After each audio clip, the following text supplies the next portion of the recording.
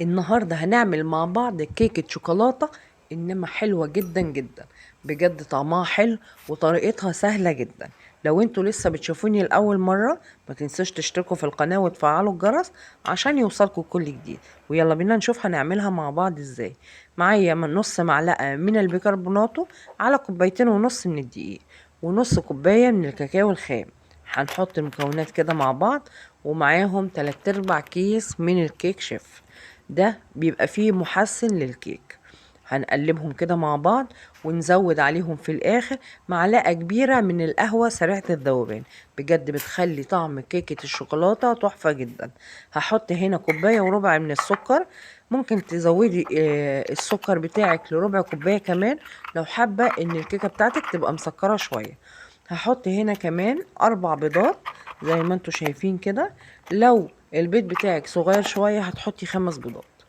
بعد كده هحط 3/4 كوباية زيت نباتي. طبعا الزيت اللي احنا بنستعمله هنا ما يكونش له لا ريحة ولا طعم، علشان يبقى طعم الكيكة بتاعتنا حلو قوي. هحط كمان معلقة كبيرة من الفانيليا واقلب المكونات مع بعض. بعدين هزود كوباية لبن، طبعا بدرجة حرارة الغرفة، ونقلبهم برضو مع بعض كويس قوي. بعدين هزود بقى خليط الكيك بتاعنا هنا على دفعتين، اقلبه كده بالراحة لغاية لما يختلط مع بعضه كويس قوي. اهم خطوة بقى هي اللي جاية، هتخلي الكيكة بتاعتنا زي الهوهوس بالظبط. هحط نص كوباية من المية المغلية، بتخلي الكيكة بتاعتك هشة وطرية كأنك بتاكلي هوهوس بالظبط. هكون مجهزة صينية مدهونة زبدة، ومشغلة الفرن بتاعي على درجة حرارة 180 في رف أوسط لمدة 40 ل45 دقيقة، طبعا مع اختبار الكيكة ونضجها.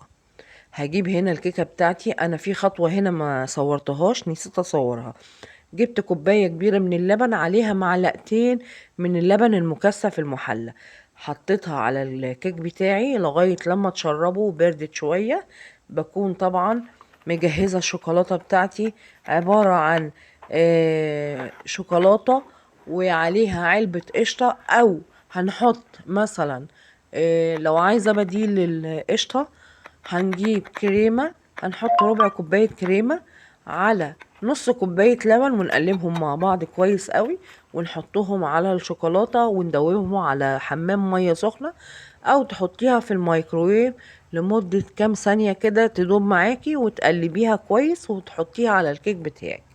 انا كده بجرنش بقى الكيك بعد ما قطعته لقطع على حسب ما انت عايزة الحتة قد ايه. هوريكم بقى شكل الكيك بتاعي. بجد طعمه حلو قوي، بس انا المفروض كنت استنيت عليها شوية، يعني سبتها كده حوالي ساعة في التلاجة ولا ساعتين.